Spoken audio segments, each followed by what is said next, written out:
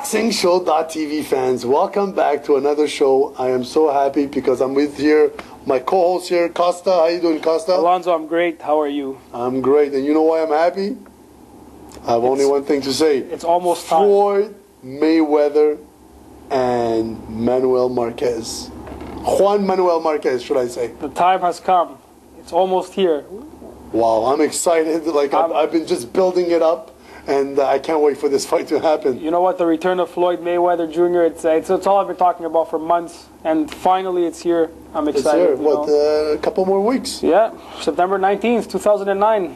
That's it. We're almost there. So obviously they've been promoting the fight heavily with HBO, and they did their first 24/7 show. It was interesting. It was interesting, you know. To see the difference in, always have characters. Floyd's swagger, showing his house, the money. Juan Manuel, a little town in Mexico. Quiet training, doing his routine. And you know what? I found it interesting in the HBO 24/7. It's interesting how they showed the father of Floyd Mayweather, Sr., and how he got back with the relationship with his son. And it actually, you know, I feel that Floyd Mayweather now is more in peace with himself. He feels better. He's got both. He's got Roger, his uncle, on his side. He's got his father also helping out, and he's got the relationship. It's good motivation for him. He feels better with him, you know, with him all around. So that's good news for boxing fans, because that might actually bring him to fight even more during the year. Yeah, Floyd Mayweather loves boxing. You know, you knew he was coming back. He had even said he's going to retire for 2 years and come back and shock the world. And he's going to... But guys, BoxingShow.tv fans, don't kid yourselves. Juan Manuel Marquez is, like I keep saying, he's a hell of a fighter. He's been surprising a lot of people. A lot of people even think that you know, he won those two fights with Manny Pacquiao. Yeah, especially the second one. He definitely won the second one. So I don't know, and you know, he took care of business with Juan Diaz. He's an amazing technician.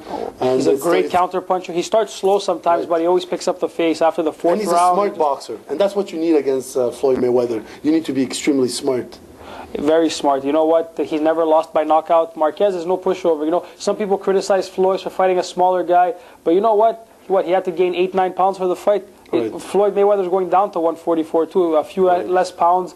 But you know what? It's going to be a great fight. It's a great fighter, Juan Manuel Marquez. But as much as I respect Juan Manuel Marquez, and he is a great fighter, I think Floyd is going to put on a show for us.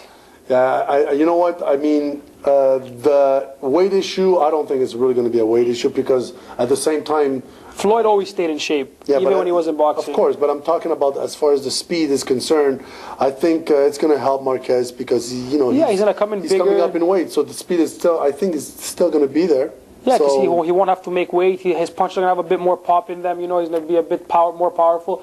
But what Floyd does is he frustrates fighters. Right. You can't hit him. He goes in the ropes, and he that defensive Philly style. He has also a little... what helps a little bit Marquez is that his trainer... Nacho Bernstein. Exactly. He's been... he's already seen Floyd Mayweather fight when he fought actually Oscar de la Hoya, so that helps him a lot. He saw some flaws in the fight that he might be able to correct with Manuel Marquez, and I think that's going to help him. But again, Mayweather, the layoff, couple of years, you think that's going to affect him? You know what? There might be a little bit of rust, but I think after a few rounds, it's just going to rub right off. And he's the rib injury also? That too. You know what? That's what makes the fight exciting, though.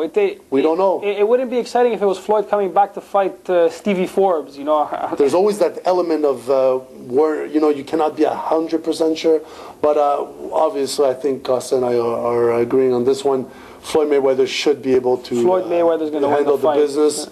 And hopefully get the big fight with Manny Pacquiao. That's the fight I want to see, and I want Floyd to knock Manny Pacquiao out so everyone can stop riding him. You know what I mean? I don't know. I like Manny. You know, Manny is a tough guy, and he paid his dues, and he's an exciting fighter to watch. And there's not that many boxers out there that you can actually say, "Wow, I can't wait to see a fighter when Manny fights." There's not a lot of fighters out there, and that's why I like Manny. Manny's fights are always exciting. He is a warrior. I agree. And he fights for his country. Yeah, all the time. I agree with everything you just said. I just think people praise him too much for finishing off a weight-drained Oscar de la Hoya and the limited fighter and Ricky Hatton. In all due respect, That's not what they were saying about Oscar. Right before the fight, they were sure that Oscar was going to take easily Manny Pacquiao. And after the fact, it's easy to criticize, but you know what? You got to give it to him. The guy beat Oscar De La Hoya, and that's all I got to say. And we're going to move on to the next one. Next news, a little bit disappointing. Vladimir Klitchko had to undergo surgery, so he's guaranteed not going to fight until 2010. We don't even know when in 2010. So very upsetting. You know what? I always love to see Vladimir fight. He might be a little bit boring, but at least, you know I wanted to see him also get knocked out by my guy here, David Hay, the Haymaker. That's the only reason I'm upset that Vladimir is not fighting this year. But David Hay, like I said, I don't think he really wants to fight the Klitschkos. He keeps changing. Now he's going to fight. That's not true. David Hay is the real deal, and I guarantee you, when he fights Vladimir Klitschko, there's going to be a knockout, and it's going to be Vladimir. Well, the value of fight he's taking is a lot less dangerous, and like you said, it puts him in a better position. He can come in as a champion, demand more money. Of course. And of course, he's doing the smart thing, but he was supposed to fight Vitali, and he did the little loop around. But smart. I can't say anything bad about that. He is a good puncher. I just want to see him fight. Right. The only good part for Vladimir is that he's just prolonging his actual knockout that's gonna happen with the David Hay situation. Speaking of knockout, let's talk about his brother. Vitali Klitchko is going to be fighting Chris Arreola. Decent fight, because Chris Arreola is a decent fighter. He's very strong. Very strong. Undefeated. 24 knockouts out of 27 fights. That's something. He comes in to brawl. He's a warrior. But Vitali has fought world-class opposition and knocked them all out. Right. 37 wins, 36 knockouts. You know what I mean? And no, I totally agree. Even you know what you have to respect? The guy took 4 years off to heal his wounds. He was going into politics. He comes back, knocks Samuel Peter out. That was impressive. I have to admit it. That was impressive. I've always liked Vitali. I think. And then defends his belt and wins by knockout again. You know what I mean? I personally think I like him better than his brother Vladimir. I just think he has a better chin. He fights maybe a little bit awkwardly with his, but I just find he's a harder fighter to beat.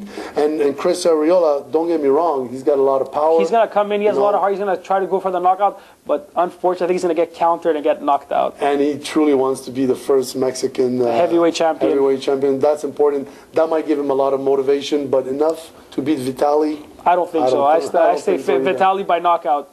I see it. I'm not going to say by knockout, but I'm going to say that Vitali is going to win the fight, and that's pretty much what I'm going to say. I'm going to say by knockout. Okay, moving on. We have the Jean Pascal Silvio Branco fight right here in Montreal. We've spoken about it many times. It's coming up almost 2 weeks, September 25th. It's going to be big here in Montreal. You know what, Jean Pascal, this is going to be his opening party. This is going to be, he's going to come in, he's going to look good in this fight. You know what I mean? He's going to look real good because he wants to impress now that he is the champ, and he wants to impress the media, especially the American media, because he has to get his name out there. He wants to go get the big money fight and get the big exposure, and he needs to look really good. He's gotten a really good name in England because of the Carl Froch fight. Right. He did really good in that fight. But he needs the name in the U.S. Exactly, and I think this is going to be his coming out party. You know what? I did a little bit of research. Branco's last 4 fights, all wins, but against nobodies, like guys with limited records, you know what I mean, C-class fighters. I think Pascal's going to put on a show. But he's a mandatory, so he's got no choice to fight him to look good, and he's going to move on. Hopefully, I think it's going to be an interesting fight because Branco is still very tough. He's a solid fighter. He has a lot of knockouts. The only danger I see is when Pascal gets a little bit too cocky sometimes, drops his hands too low, tries to emulate that Roy Jones Jr. But that's what makes Jean Pascal a little bit special too. That's what makes him, his cocky persona. That's his fight. I mean, I love to watch him in the ring. I think he's an artist in the ring, and I think he's going to win. I think he might actually... it might be a knockout. I don't know. I wouldn't be surprised. I think Jean Pascal may actually want to really look good. And for now, I think that's about it, fans. Yeah, that's about it, fans. I think we've covered pretty much what's going to come up. But if you want to subscribe to the YouTube channel, go ahead. You're gonna receive all our videos that's upcoming. And every time we put up a video, you're going to be the first ones to know. And if you want to send your comments about every single fight we spoke about, please, this is what it's all about, BoxingShow.tv fans. If you don't agree with our predictions, let us know. Especially if you don't agree. Especially with mine, I'm 7-0, and I don't plan to lose anytime soon. All right, and for that, we're just going to say one more thing. BoxingShow.tv fans, coming back for more and more.